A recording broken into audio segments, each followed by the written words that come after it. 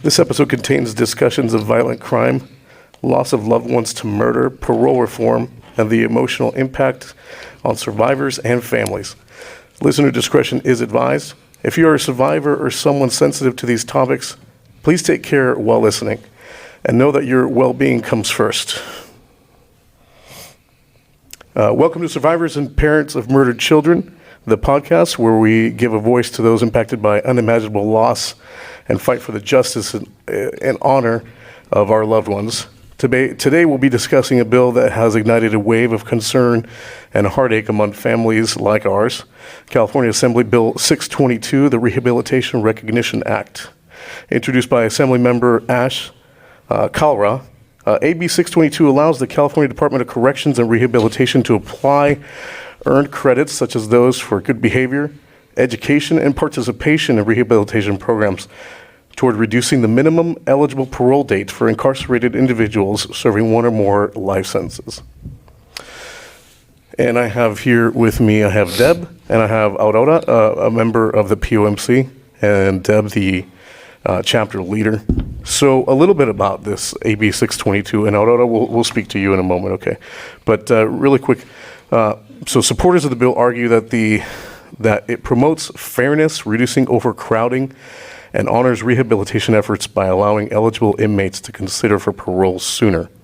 However, critics, especially families of victims like us, are voicing strong opposition, feeling that it minimizes the weight of the violent crimes and reopens emotional wounds by making parole seem more attainable for those convicted of the most serious offenses. Let's see here. So some of us feel that this bill is seen as a way to incentivize rehabilitation and reduce prisoner overcrowding. But to many of us, it feels like a betrayal, a quite rewriting of accountability that reopens wounds, destabilizes trust in the justice system, and makes our fight for justice feel even more uphill.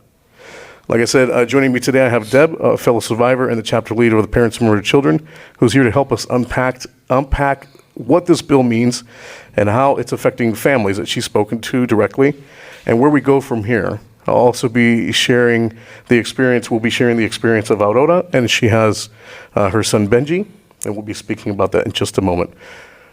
But Deb, so we already spoke about this, and I did a lot of my own research for this. Yes. Let's see here. Can you share your initial reaction and that of other POMC members when you learned of AB 622 had passed its committee phase? Well, as we talked about it, I wasn't really sure that it was passed because it looks like there's misinformation when you look into it. And because we are not educated on these bills and that it's an amendment and how it's affecting us. So when I first heard about it, it was by the chapter leader in Sacramento that said we're opposing this law or amendment, and that we have a letter to go out. And we needed to send it to our assembly people, legislation, anybody that is on that bill. So when I saw that it said that it was passed, I looked at all the people that were in favor of it, and my heart sank. My gut was in knots, emotional, crying, devastated, wanting everybody that signed that bill, invite them, especially the ASH person that's sponsoring it, please come to a Parents of Murdered Children meeting. They call us survivors. Yeah, Ash Kalra. Right. Yeah. We're not survivors. We're the aftermath. We're what's left of what was taken from us. I said tonight at the meeting, who's there for us? Who's backing us up? Who's in our corner? Who's here for victims? As I said, Jonathan doesn't matter anymore. Benji doesn't matter anymore. Dean doesn't matter anymore. Sarah doesn't matter anymore. Now they're focused on the monsters that murdered our children by rehabilitating them or reforming them. Some don't want to. Some can never be. But you're given a playbook on, you need to be a good boy and do this and do that. And then come back and tell us that you did it, and then your doors of freedom are open to you again. Our children didn't get a chance. You know, I'm sure they want to be here today. I mean, I would rather, when people say,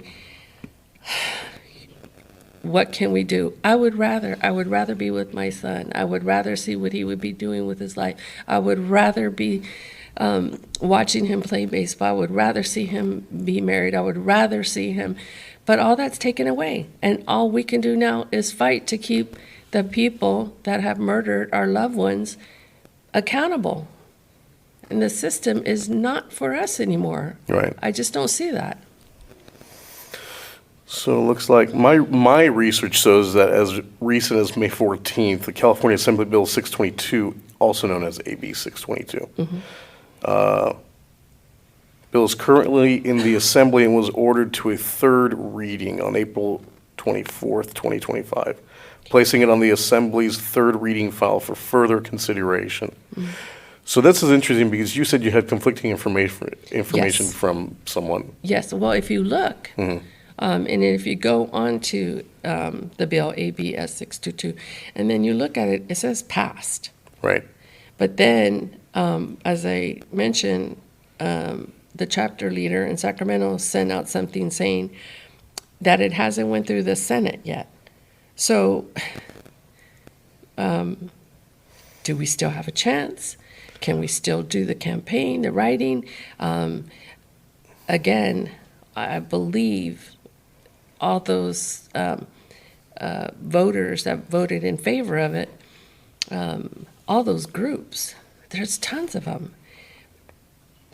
Yeah, we Do- talked do about they a couple know of them about us? earlier, organizations such as Uncommon Law, Californians for Safety and Justice, and the Ella Baker Center for Human Rights were some of the supporters. Various criminal justice reform organizations as it's described. Okay, so who's there for us? Is the DA for us? Is the district attorneys that fight the cases, are they for us? Or has anybody come out? Apparently, they're the largest organization. The California District Attorneys Association has expressed opposition to the bill. So at least, Okay. Right. So how can we collaborate with them and help them so that this bill does not pass, yeah, that's the big question, right? right? So I looked that up actually, and the best way, like you just actually mentioned, was to contact the senator. Oh, the Senate. And so Okay. in our district, I looked, Stephen Choi, District 37 covers central Orange County, encompassing cities such as Irvine, Tustin, Costa Mesa, Lake Forest, Laguna Woods, Aliso Viejo, and Laguna Niguel, Luga.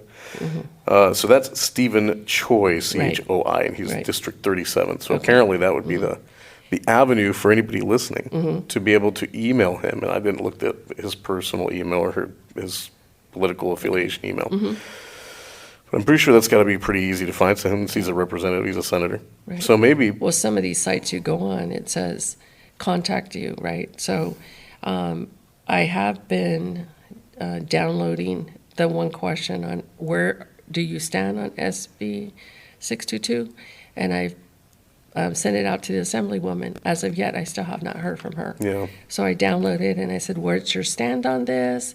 Nothing. And some of the feedback is, well, keep reaching out. It's like, well, we're reaching out, right? We're reaching out, but the doors aren't open yet for us. So how do we get the doors open?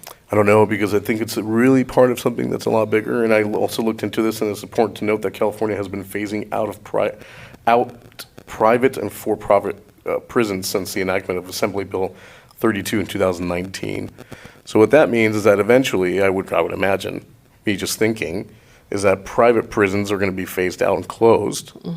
So then, do you see how they're starting to release more and more criminals? I think they're kind of preparing for the fact that as of, So you just they can't murder. renew contracts with private prison companies after January 1st of 2020, so it's already started. And it aims to eliminate the use of private prisons by 2028. But I think it's more so to do with, because they're already releasing criminals.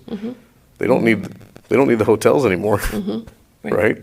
So they're getting rid of the hotels, and that means to me that's part of a big plan. Because they can reform everybody, right? With all those credits served, and they'll be out. And what's that thing that we were talking about? The intermittent or how do you say it? So the rate at which people recommit, Is 30%? my gosh. I had this up earlier, and we actually talked about it during the meeting.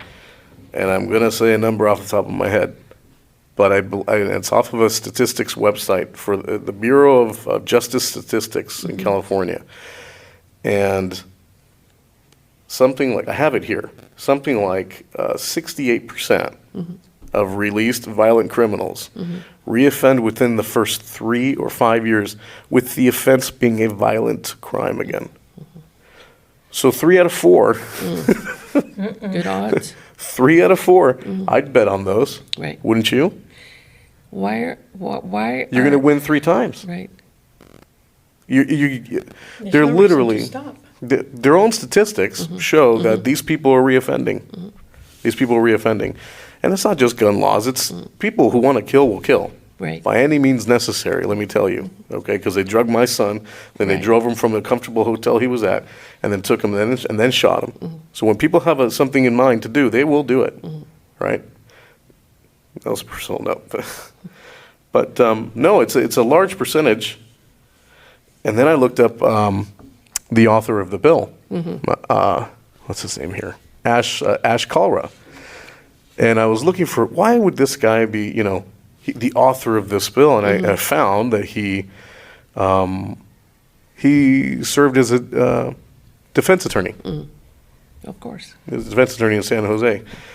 And then I really dug deeper and I looked at the the statistics in 2025. The violent crime rate is to be projected at 3.7 incidents per 1,000 residents. And this includes approximately 32 murders, 671 rapes, 1,300 robberies, 2,500 aggravated assaults annually. Annually. Oh my gosh.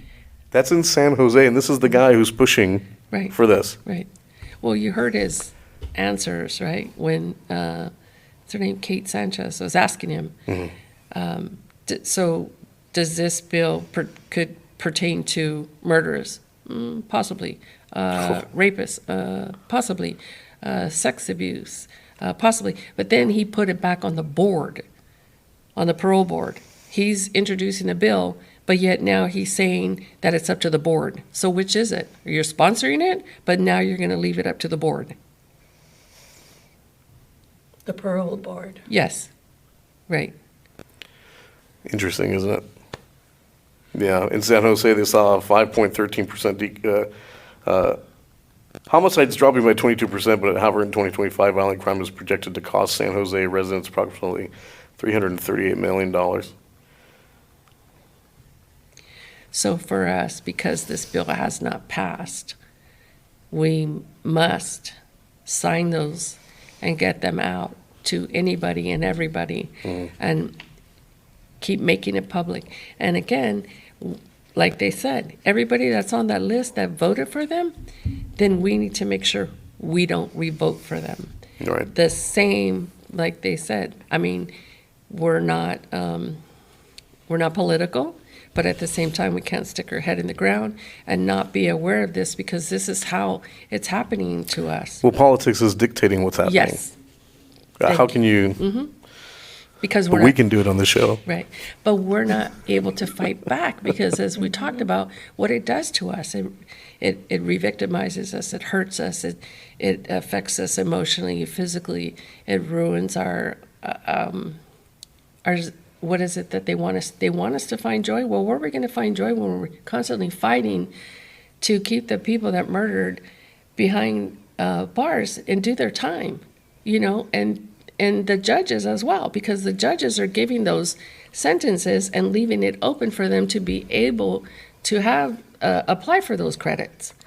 That was going to be my second question, was concerns on values, and what do you believe lawmakers and the public misunderstand about the trauma families of violent crime victims continue to experience?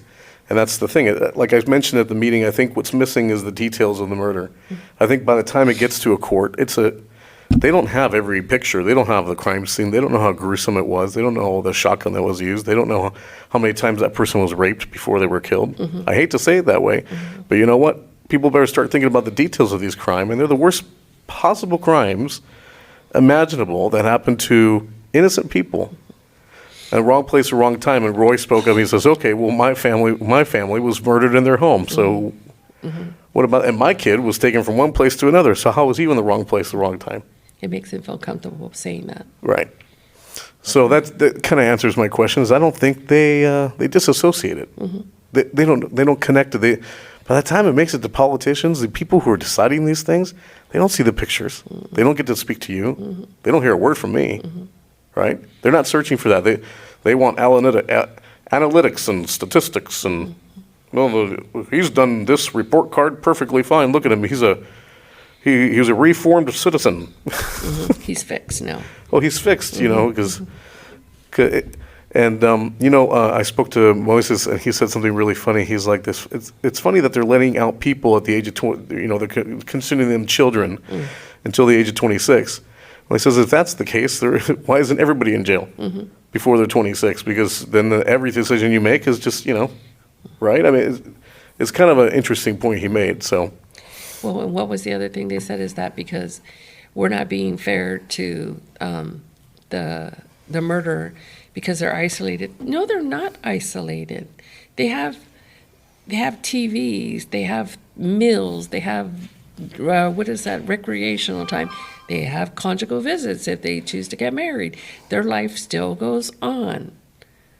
They have newsletters. They have unions in there. They have dental. They have everything. So how is that not being, the churches stand on murder. And I asked them, I said, where do you stand on this? And they said, they do believe in accountability. The only thing that they said that they believe should take place is that once they're incarcerated, that they are being treated humanely. That's their stance, right? I don't know if every church feels that way, but they want them to be accountable, but obviously not the death penalty, although that's what the people of California voted for, but they want them to be treated humane. But were they humane To our loved to our ones? loved ones when they murdered them? Is Right, that but being see, humane? that's lacking. That's lacking is the reality of what that person went through during the most frightening last few seconds of anybody's life. Once I could only imagine. Once my son, because I heard the testimony, and apparently he put his hand up to block some of the shots, so he had time to realize, oh shit, I'm getting shot. Right. You imagine the fear, and that's with your son, and that's with your son, the fear, and now you're worried about someone who's left alone in a jail cell. Their mothers still get to go see them, right? Right. They get visits. They got the easy way out. Yes. They stay in resort town, and they get like all the amenities that you mentioned. Yep. Right, and then every once in a while, we get dragged back out to these parole hearings thanks to these things that get Yes. voted into place That sometimes we're not aware of. that sometimes we're not aware of And- because we slip through the cracks. Well, and I think we're not aware of it because we're still trauma and we're shocked and we're in grief. And how are we supposed to know that every little law that's passed is going to be in favor of them and not in us? I mean, we're barely surviving. We're walking on threads. We get up every day just trying to get through the day. Right. So how are we supposed to be informed of all those things? No, I get it that we should be aware and we should be informed. And that's why I say to the members, we're not political, but we can't put our heads in the ground and not be aware because they're getting out. The murders are getting out. And it's not when, and it's not, that they're not, because they are. Eventually, are. they are going to. They're closing private prisons. Yes. It's evident by what they're doing. Yeah. Right. Like we say, take a deep breath and try to regroup. Like you said, it's up to us. But It's like, it's exhausting. But this whole system is happening at the same time that this is happening. There's something I also wanted to bring up before we speak to you, Aurora. But, the Los Angeles judge reduced the sentence of Lyle and Eric Menendez from life without parole to 50 years to life, making them eligible for parole. This decision was influenced by new evidence suggesting they had suffered abuse from their father. Their parole hearing is scheduled for June 13th of this year. So these two things are happening at the same time. And they literally, now, what I spoke to you about earlier before we started recording was that, okay, so there's the door that's open. That's it. That's all you have to say. Now the door is open because now everyone can walk through that door Yes. They can all and walk say, out hey, now. my testimony is true and I was violated by my father when I was 5. I mean, what are they basing it on? New evidence. What new evidence could have come up showing there was sexual abuse? I mean, is there some sort of DNA evidence that they looked over? Well, the letter, remember, they said that he wrote a letter prior or a month before that happened, and he sent it to his cousin. So doesn't that Okay, well, show you motive? To me, that seems like they planned this over a Yes. month's time. Yes, yes, that's exactly what I thought. Right? The flip side of that Yeah. token is that, isn't it? Uh-huh. Because now they took 30 days to plan it. And like we've talked about before, how long do you have to prove premeditation? Is it 30 minutes? Is it 5 minutes? Is it you had to think about it for a few seconds? See, like, that's so gray, right? But to me, that just says, hey, these guys planned it for a while. Right, yeah. And they probably did. They probably watched their father, see when he comes home, blah, blah, blah, when he's home. They knew both of them were there in the same room. They knew everything. Oh, yeah. They had planned this. It was well thought out. And those two guys are Cuban, and I'm Cuban too. So, But- and I'm bearing them. But like the family says, had it been a different family, that they would have been out already. And so why are they being, I guess, having to spend the rest of their life in jail? Because the other person would already be out. So, and they're standing behind them, right? So, But the brutality of their murder. right, but it wasn't, so are they being, their time, was it for one murder or both murders? So if it was both consecutives, then they should knock it out. Right. Right, because they both put rounds in Yes. both parents. They took turns. If either of those documentaries is accurate, that was an interesting evening. Right? All right, so if you could speak directly to legislatures who support AB 622, what would you want them to know? Come to a meeting. Come and Right. see us, see the parents, see the brothers, the sisters, the aunts, the uncles, the nieces, the nephews that have been lost. I mean, we've had detectives here. We've had the DA here. We've had the police chiefs here. They said once they come to the meeting, they've sat in their car and cried because of what they see. This is not a freaking show. This is our lives. Right. You know? And you're focusing on getting the people that murdered our loved ones out because they can change. Okay? They can't change. Statistics They're show already different people. Right. They're already different. It's not you and me, Deb. Like I'll say this till my mind is done. It's just they're not the same. They're different people. They're capable of something that you and I are not. What I would say is that I'm going to do everything in my power to make sure that you are not reelected when your term is there. I'm going to follow you, and I'm going to voice my opinion to every organization that is against homicide and say, these are the people that are against us. They're not for us. They're against us. So let's not put them back in office. Right. That's the only thing we could do, right? Right, exactly. So that's the one thing we can do is the kind of, and the alternative is you lay down and just let things happen, because if it's like this now, and what if what I say is true, my research shows that they're closing prisons, and it's only a matter of time before this gets worse and worse. It's not going to get better unless, but you just can't lay down. You just can't, because then you have that happening to you. And there's nothing you can do once it's already happening to you. You just have to, like I said, you got to press on. Right. Well, if they're closing down the prisons, that just makes every family heighten and be fearful of what's going on. So now everybody's going to get a gun. Yeah. you know? Yeah. And everybody is going to say, well, you know, they came at me, so With the already 400 million registered firearms. yes, Okay. thank you. Aurora, Yes. ¿cómo estás? I'm okay. How are you? Yeah, you're okay. I'm okay. Ladies and gentlemen, I'd like to introduce Aurora. She's a member of the POMC. She lost her son Benji 4 years ago. Aurora, please introduce yourself however you'd like, and please feel free to speak freely about anything you'd like, about your son, about the process of the case that you're in, anything and everything. Well, this is a first for me, so I hope a little patience. Of course. We are coming up on the 4-year anniversary of my son going to heaven because his life was taken by 2 perpetrators who decided that they wanted to go out and look for trouble.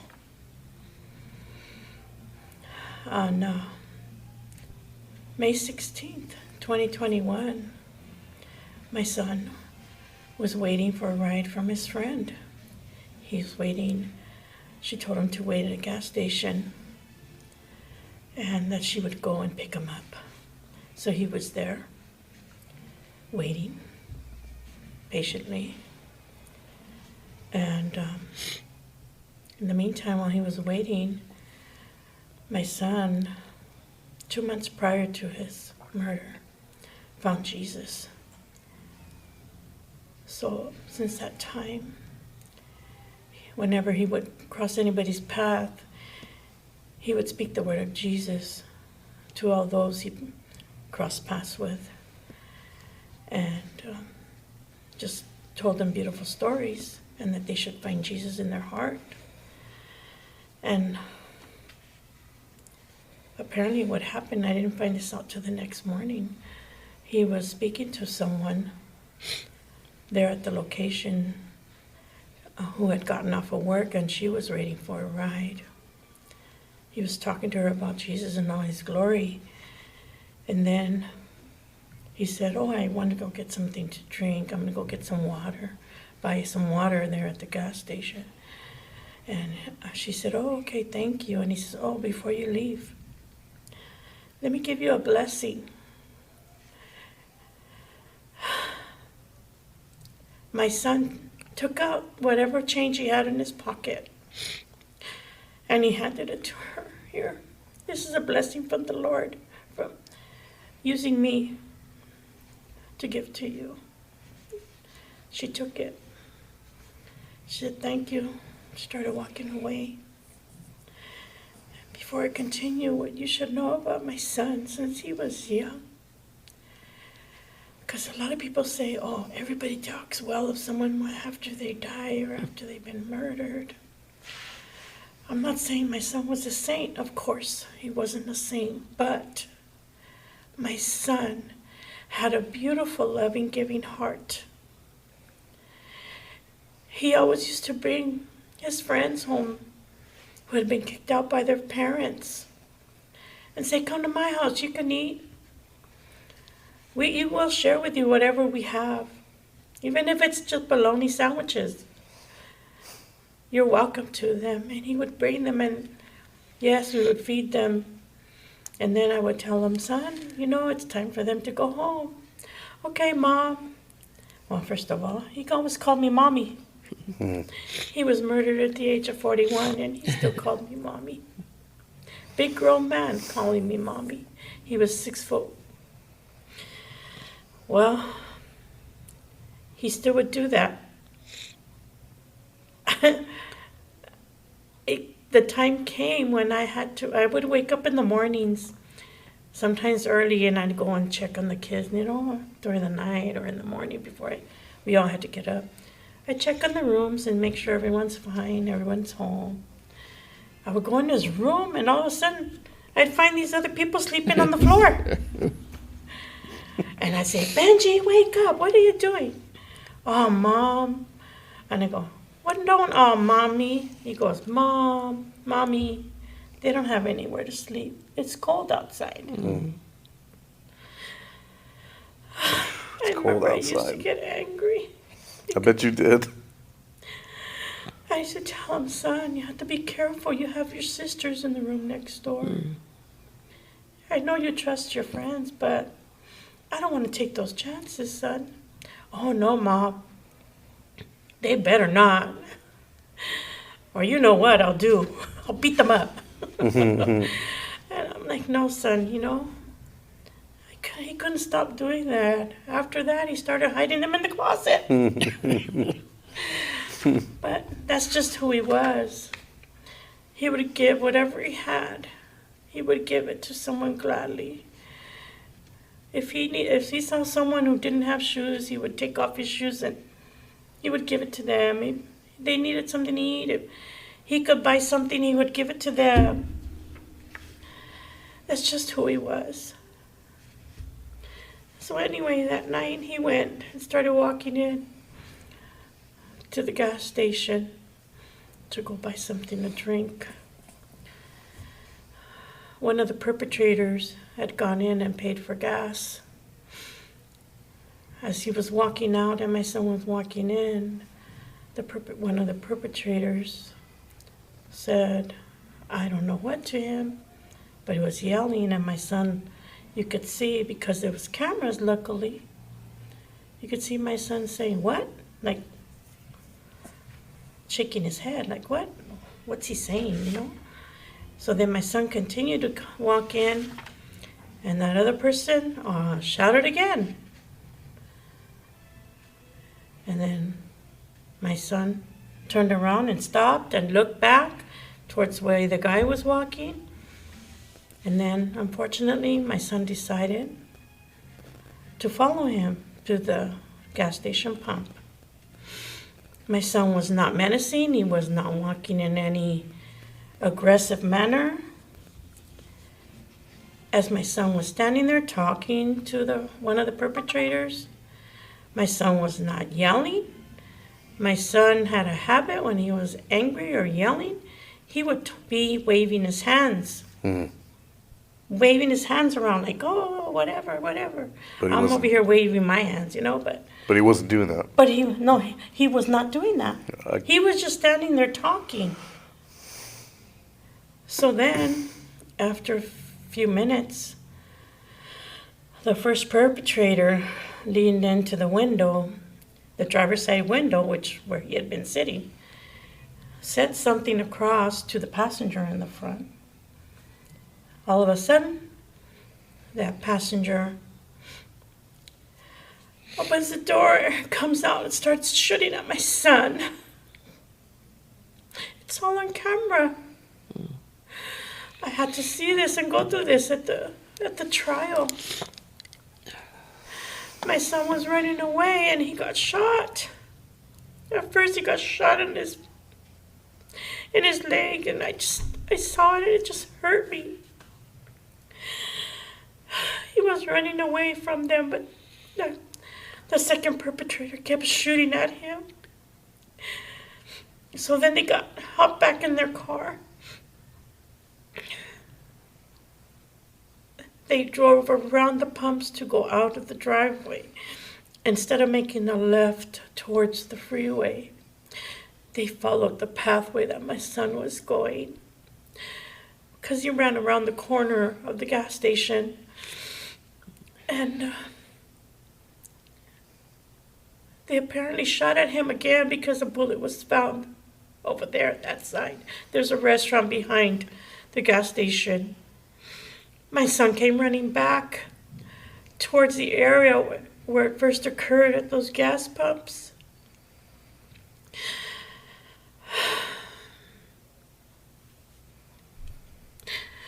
I was told that my son did not suffer, that he died right away. Well, that happened, but like I said, I didn't find that out until the court date. That night, on May 16th, 2021, I was at home, and then for some reason I woke up. I couldn't sleep, so naturally I went on Facebook. And then I was scrolling, and I saw a post in one of the city events that I follow. And they were talking about a murder at the gas station. And I thought to myself, oh, how sad for that family. And I prayed.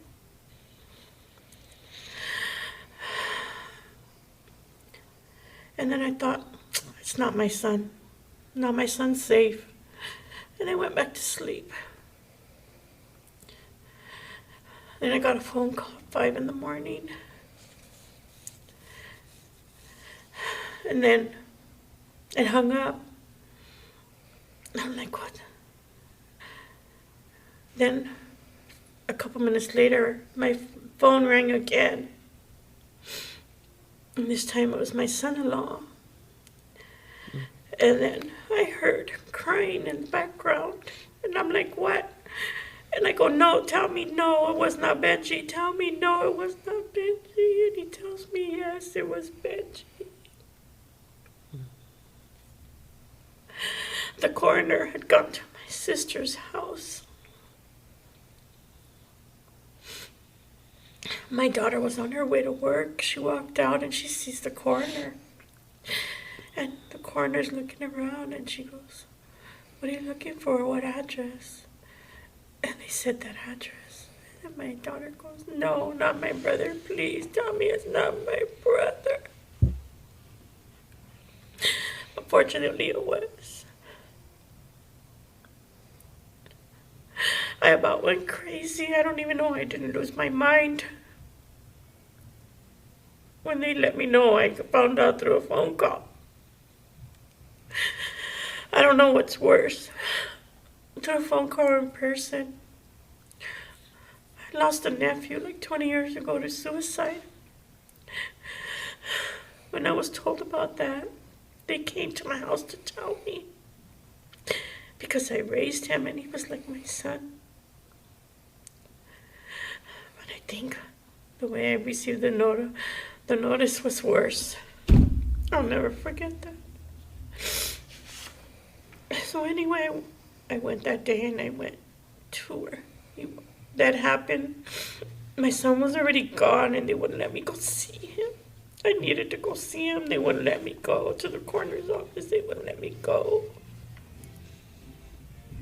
They said I had to wait. I went there every day, the scene of the crime, the scene where my son took his last breath. I went every day for a week. I needed to be there where he took his last breath.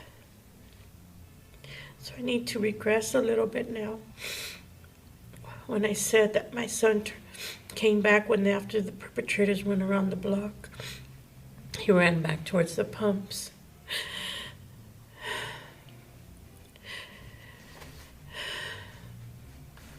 They had, I guess, several people. The girl that he had been talking to that night, she called 911 because she said that she heard the shots. She called 911, but she didn't know what happened to him until the next morning when she saw us out there. And she found out that my son had died, that he had been murdered. The coins my son had given her, she gave them back to my daughter or my niece, I don't know who. She told them, please, this is what he gave me, please give him back to his mother. People don't know the pain that you go through. They tell you he was in the wrong place, the wrong time. Never say that. Never say that to a mother of a murdered child or to anybody else who gets murdered. It's the wrong thing to say. Well, it took a while, but they found the perpetrators. They were arrested. Then began the long process. What county? LA County? LA County. Okay. This is 2021 now or 2020? 2021, it was May 2021. Okay. My son was pronounced dead on, it happened May 16th, the shooting, but he was pronounced dead on May 17th. So that's his official death date. But to us, his family, his death date is the 16th because the paramedics tried to revive him, but they couldn't. So the trauma of all those months, till finally in September, was notified by the detectives that they had made an arrest. And they were filing the case with the DA. The DA took the case. So it was filed, so now we start the long court process. No, still with Gascon. Yes. Right. And of course, they were never charged with the, what do you call it? The enhancement. The enhancements. And for those listening, the Gascon is the LA district attorney who was recently ousted by voters for his things like she just said, not counting enhancements for gang and gun. Excuse me. Leniency. Right. Yes, being very soft on crime. Mm-hmm. They could have been charged with having weapons, firearms, but they didn't receive that enhancement. Thus, they wouldn't be eligible for extra time for having the guns. So, very hard that I had to go through that.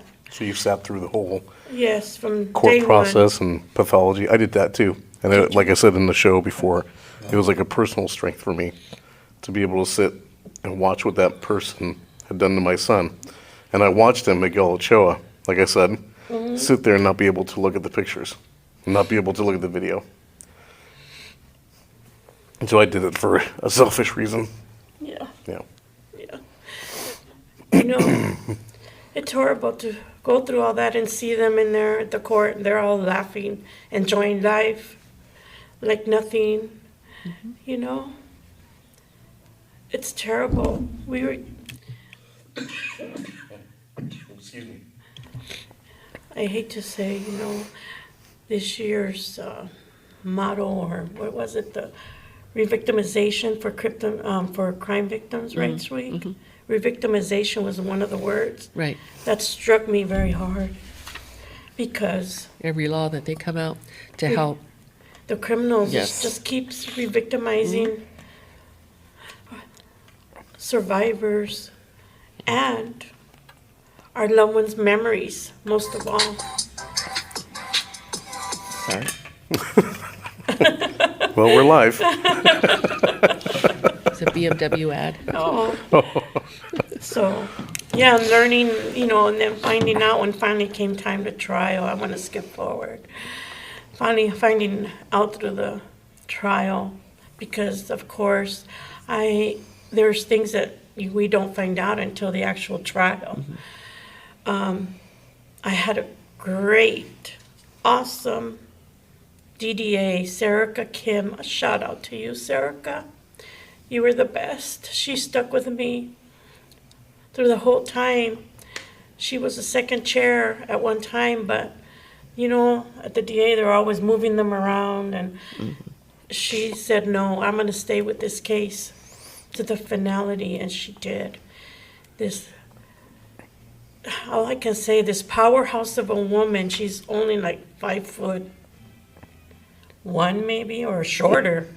She's shorter than me, but she knows her job well, and she did a great job. But there were times in the trial, she would turn to look at me, and that was a sign to prepare myself. Right. Yeah, I had the same. They would look at me when they were When going to show gonna pictures. something that, Yeah. Yeah. and just seeing all those images at different times, and the worst, I think, was seen when he was actually on the ground there and shot to death there.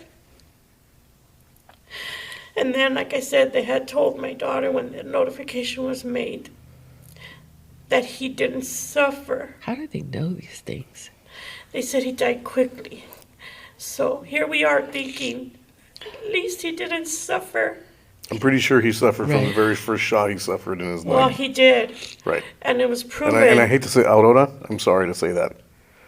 But those are the kind of details I Yes. think are pertinent because people forget that. People forget. They forget. People No, don't this is the know. most frightening moment in someone's life and death. This is their death.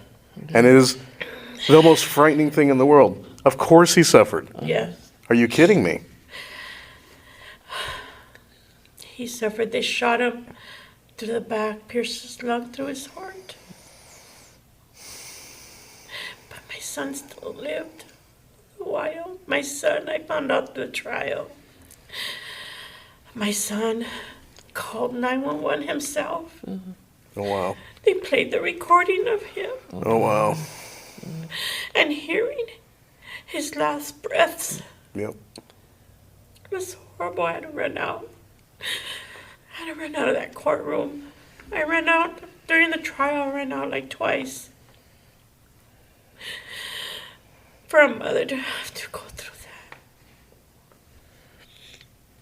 Or anyone else, not just a mother, a father, a sister, a brother, the aunts, the children. So my son, I finding that out that my son did suffer. How dare the coroner say my son did So not dismissive. suffer? Yes. Right. That's something they should never say. They should never say that to anyone. Because I think that was the first question. Did he suffer? Did he suffer? We want to know. I think it's every time. The standard answer.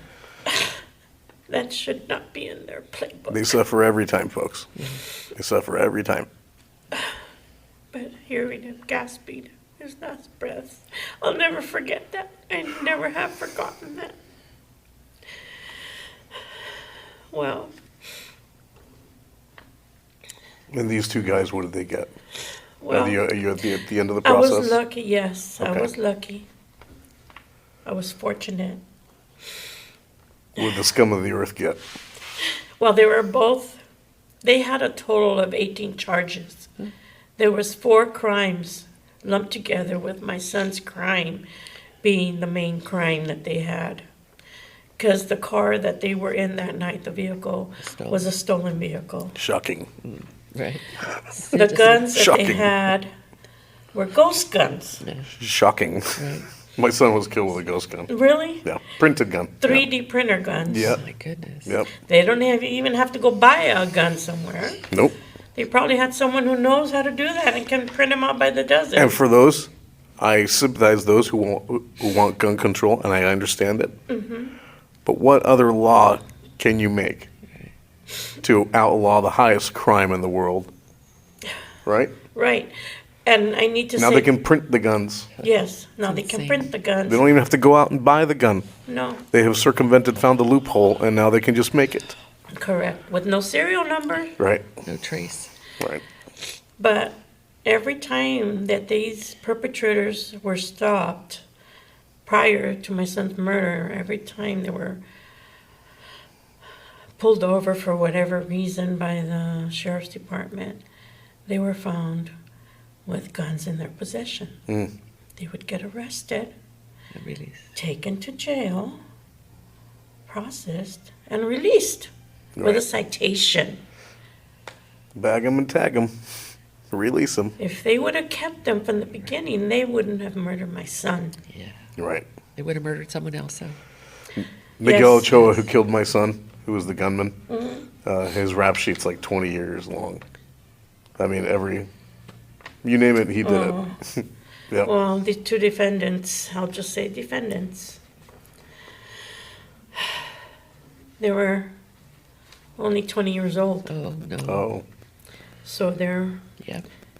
categorized as juvenile offenders. so those of Youthful offenders. those of us who Or are youthful listening offenders, I mean. in not California is the youthful offender law that was also voted into place, apparently.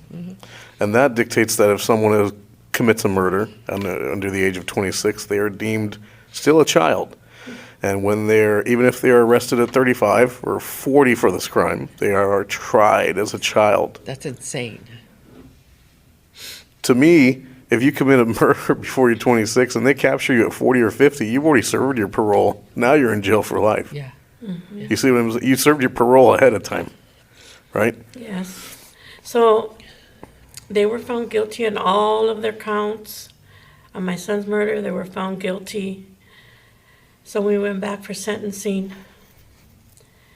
The first perpetrator, the one that went in to pay for the gas, he received 50 years to life.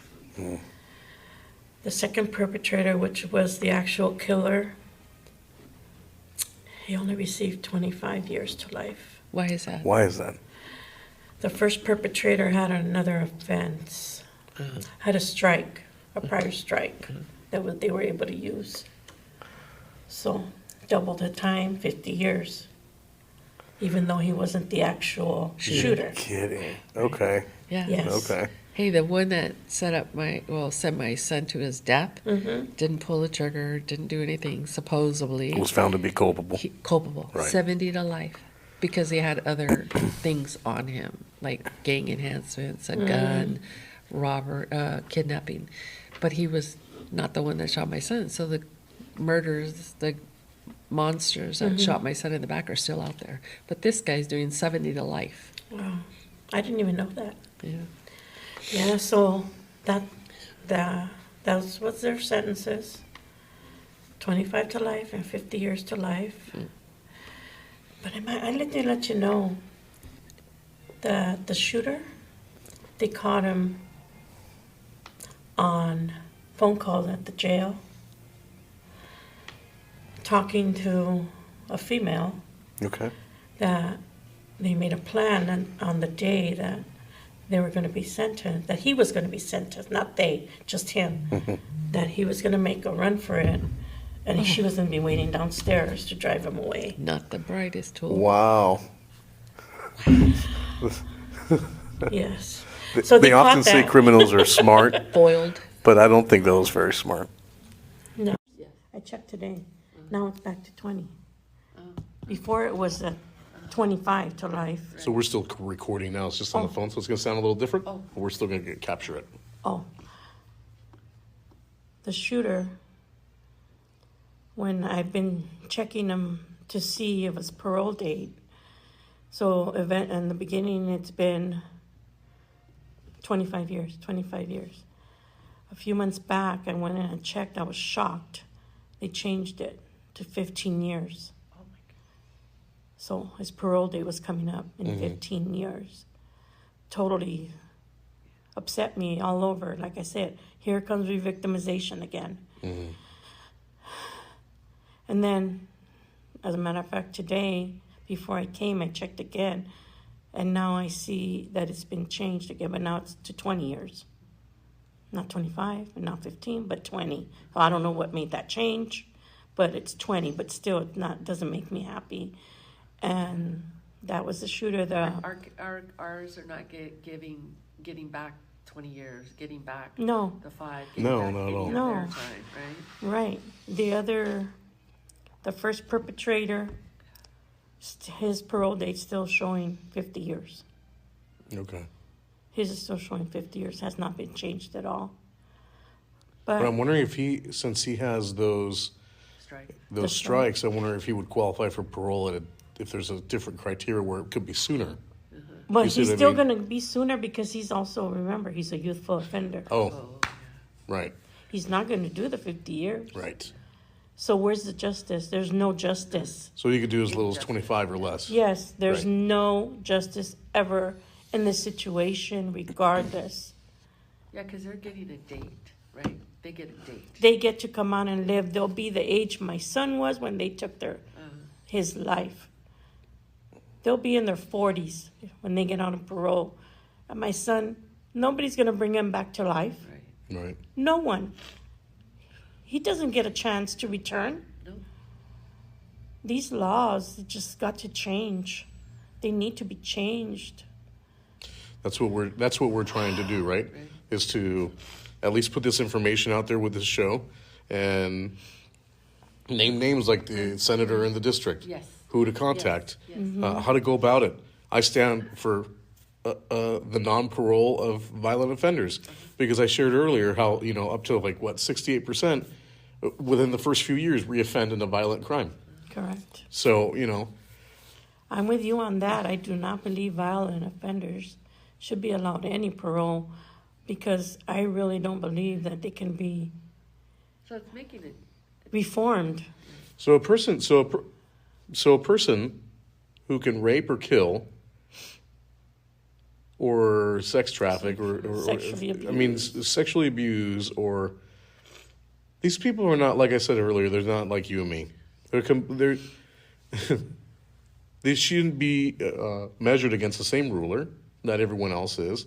And when they go to prison and they complete these programs, they have people ushering them through this Right, yeah. process. holding your hand. the whole Yeah, way through. yeah, exactly. So And what they need to do. To they're get kind out. of jumping through the loops. They're not necessarily rehabilitated. They're just jumping through. Hey, you got to go through that loop again. Yeah. They're like a well-trained dog Mm-hmm. in a lot of ways, and they're in the training facility to learn how to get through those loops and get Mm-hmm. Correct. over that hurdle. They're showed. And they taken have by all the hand time in and the shown world. the way. They have all the time in the world because that's all they have to do with their time. Correct. So that's why we can't just lay down. You have to completely advocate against the parole of violent offenders, and that's the best thing that we could do. And that's my point for doing this show. And Aurora, thank you so much for sharing. I got to be honest with you. There were some things there that was just difficult to listen to, and like I always say, that was bad, and the last one was bad enough. You see what I mean? Because every story that I hear is just worse than the last one. And I think that this reality needs to be painted as a picture so that people can actually listen to the survivors and go, wow, those are the details of that murder? Wow, that's pretty heinous. It's not just a data set. It's not just statistics that you're reviewing, that these parole boards are reviewing, and a report card from the offender's jail report card saying, oh, he's a model citizen. Right. Yeah, of course he's a model citizen. He was shown how to do it. Well, Right. And they have their jailhouse attorneys and the guys that tell them the minute they get in there, this is the way you start to do stuff, Right. It's like Debbie said too. That all those assembly members, all those Shame on them. senators, Yep, they all need to know. yep. They need to hear They weaponize the survivor victims. stories. They literally Yes. weaponize the victims. They weaponize the criminals. They weaponize law enforcement. They weaponize the fire department. This is what happens. Politicians use these things to run on. Yeah. This is exactly it. I mean, my shout out would be to that Kate Sanchez. That it's like this. She's appalled by it, Mm. and I hope that she continues to keep fighting for victims. All victims. Kate Sanchez, district attorney in L.A. Who's that? Kate Sanchez. She's the one that's on Instagram. She was in the assembly. Oh, okay, She's got the it, got one it. That I sent out the Instagram. and Right. That she was talking about the law on when she asked him, "Is Oh, this that's right. That's right. So, Yes. yeah, and She's I- fighting against she's a it. Republican, and she's. I'm very disappointed in all those Democrats that were in favor of passing this law. Just because you're Democrat doesn't mean you have to go. Right. Doesn't mean you have to do that. It means Yes. you can be a Democrat or Republican. You Take have a to, hard but stance you on have to, crime. but you have to be for law and order. Yes. Because there's law and order, there's repercussions, and there's consequences. Yep. And without the repercussions and the consequences, we have people who will just, it's going to be like the purge. Then you could just do Yes. whatever you want. Right? I mean, if That's what without it's the like. repercussions or consequences, what else is there left? Yeah, there is no consequence. It's law and order. It has to be law and order. It can't be anything else. Correct. And, so as we close this conversation, I want to acknowledge the emotional toll that laws like AB 622 have on the survivors and families of victims. This isn't just about policy, it's about people. It's about the enduring grief, the shattered sense of safety, and the promises made in courtrooms that feel increasingly fragile and lacking.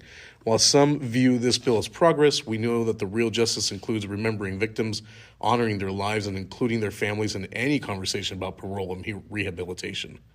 To the listeners, if you feel moved by what you've heard today, we encourage you to get involved. Reach out to your local representatives. Join a chapter of the Parents of Murdered Children near you. Share your story, and above all, know that your voice matters, your grief is valid, and you are not alone. Thank you for listening to Survivors and Parents of Murdered Children, the podcast. Until next time, stay strong, stay united, and keep fighting for justice.